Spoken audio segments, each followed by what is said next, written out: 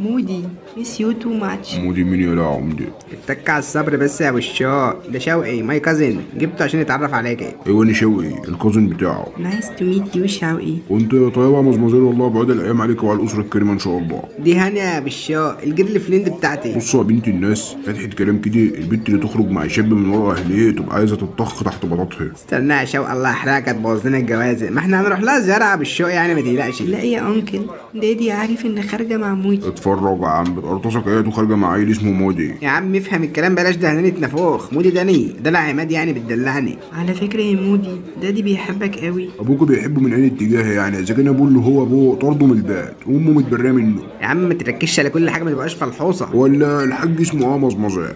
الحاج ده اللي هو والدك اسمه تامر يا بالشوق، تامر لؤي. يعني ابوها اسمه تامر وجدها اسمه لؤي؟ لا يا باشا، انسى الجوازه دي مش هتنفع خلاص. اللي مش هينفعها يا عم ما تقفلهاش في خلقتنا على الصبح. يا ابني جدها اسمه لؤي وانت جدك اسمه المصطبح، يعني لو رفعت عليك قضيه خلع هتكسبها من غير اسباب، القاضي مش هيسمع لك اصلا. تشربوا ايه يا جماعه؟ عندكم ايس ماركا؟ طبعا يا فندم موجوده. بتجيبوا البينز بتاعتها منين؟ في كولومبيان وفي برازيليان يا فندم. طيب فيري جود، انا هاخدها كولومبيان، وعاوزه الكوبايه تكون بوليجونال.